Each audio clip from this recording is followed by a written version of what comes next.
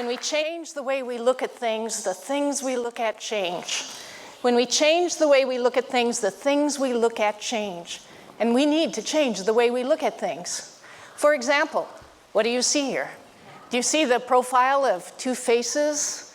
Or do you see a vase or a chalice? Or do you see back and forth between the two images? When we change the way we look at things, the things we look at change. And we know for science, we've discovered that if you look at a particle in a scientific experiment, you see a particle. If you take that exact scientific experiment and look for a wave, you'll see a wave. When we change the way we look at things, the things we look at change. But let's take it out of the realm of science. I'm sure many of you have known somebody that you didn't like until you heard their story. And then you admired them. You even wanted them to be your friend. When we change the way we look at things, the things we look at change. Now, when I was a kid, I loved science until I got into biology class, where I had to take beautiful butterflies and kill them and stick pins in them and put them on a display board, or I had to take a frog and pull the skin off of it and dissect it. And worst yet for me was chemistry. When I went in there and, all the boys, they liked big flames and explosions. And I said to myself, science is not for me. I went as far away from science as I possibly could. When I went into college, I majored in theology. My senior thesis was theology and revolution. I mean, intellectually, I'm no scientist. But I know patterns when I see them.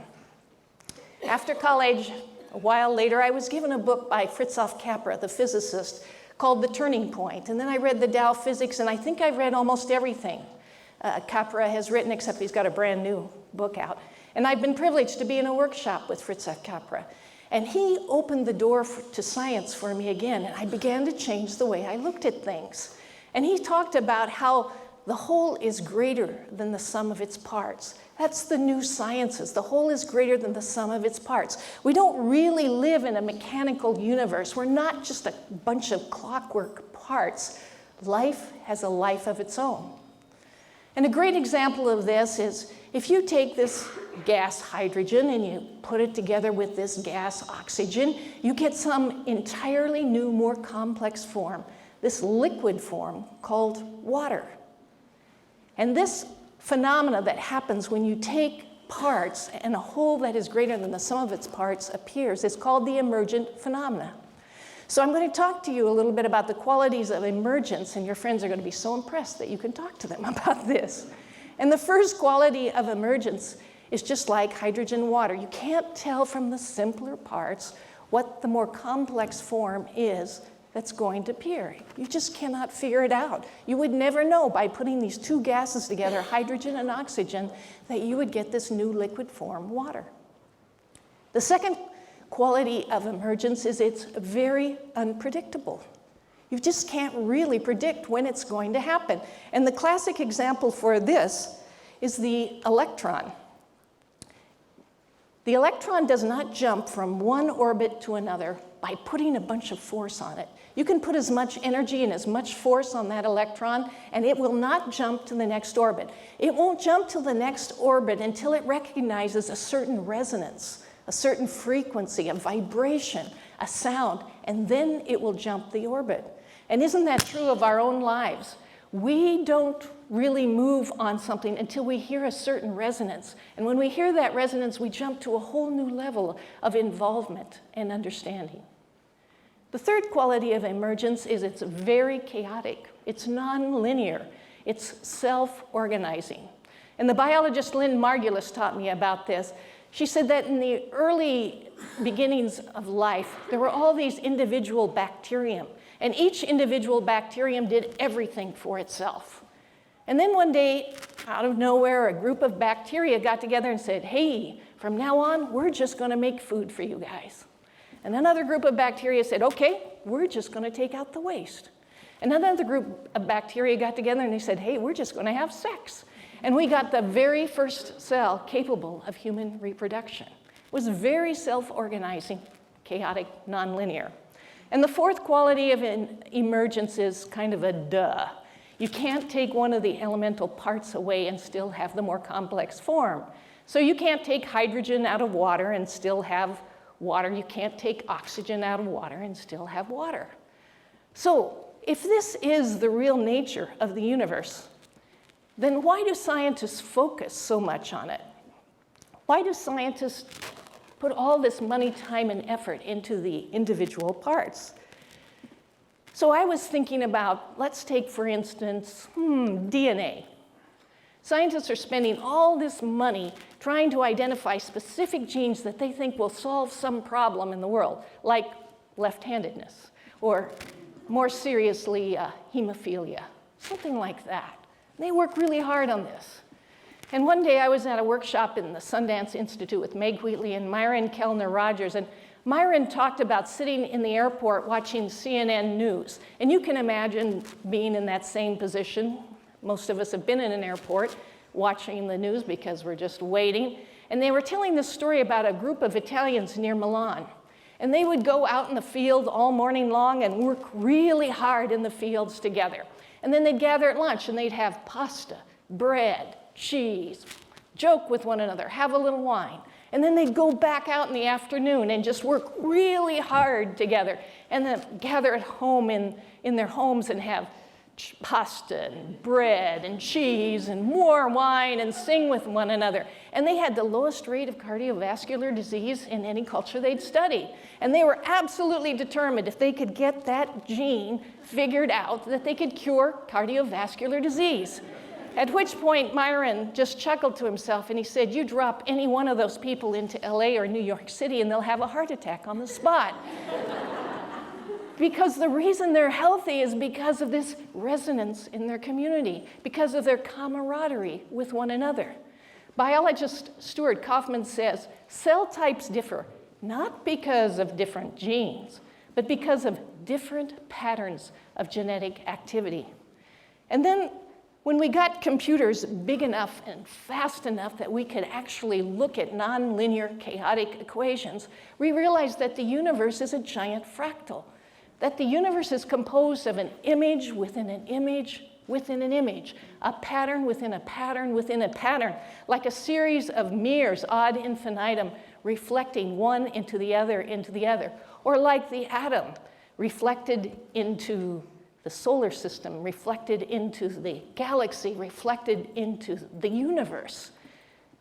Fritjof Capra calls it that we are living systems within living systems within living systems.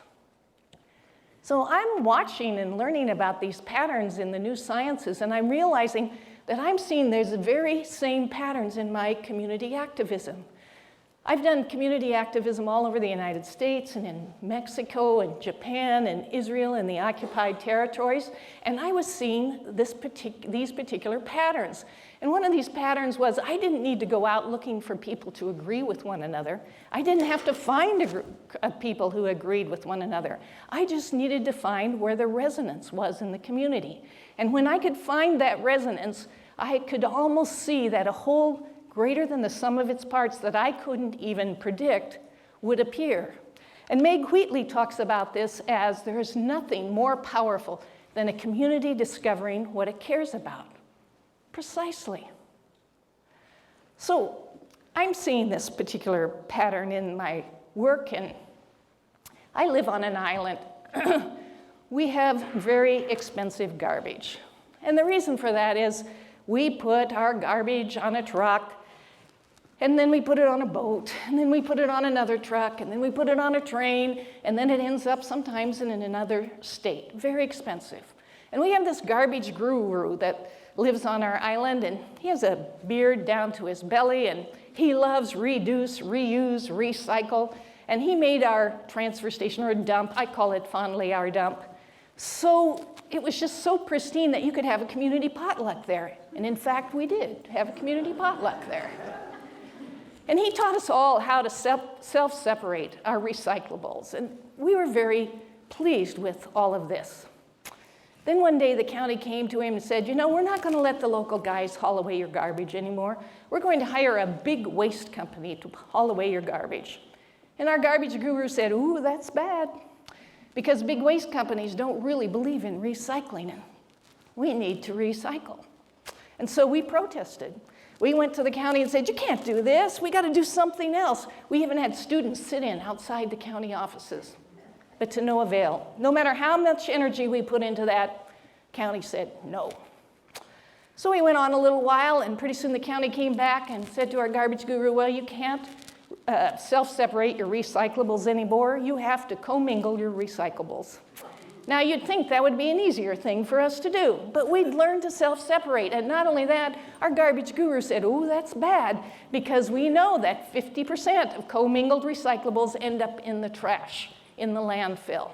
So we protested again, to absolutely no avail. Nothing happened. Then the county came back and said, you know, we're going to turn over your whole dump to a big private waste company. At which point we went, what? I mean, our garbage guru had started this thing called a take it or leave it. And it's just like its name says. You could take something there or leave something there for free, as long as it was whole or intact. And our kids got all their clothes and toys there. Our geeks got their extra electrical parts there. Our artists got their materials there for their artworks. I mean, it was a sacred place. It was even a tourist destination. How could they do this to us? What were we going to do? And then out of nowhere, this left-wing lesbian organizer got together with 3 hotshot businessmen and a no-tax, far right-wing truck driver. And somehow they resonated with one another. And they tried to get the port to resonate with them, but the port wouldn't do it. And so they got together and said, we are going to form our own solid waste disposal district. And we're going to tax ourselves for garbage. Now the far right, no-tax guy said, well, if you buy a garbage hauling truck, I'll haul your garbage for free. And he does that to this day. And you know, the left-wing people thought this was a great idea because it was a justice issue. And the right-wing people thought it was a really good idea because we were taking our garbage out of the hands of the government. And all these people kind of got excited about it. And out of nowhere, all of a sudden, a group of artists said, you know, we're going to have a trash and fashion show. And we are going to raise money to buy a backhoe for the dump, and we're going to buy new bins with the money that we raise. That was pretty exciting. We've had 3 of these in a row now, standing room only, and the money comes rolling in. And then another artist said, you know what I'm going to do is I'm going to sell junk bonds.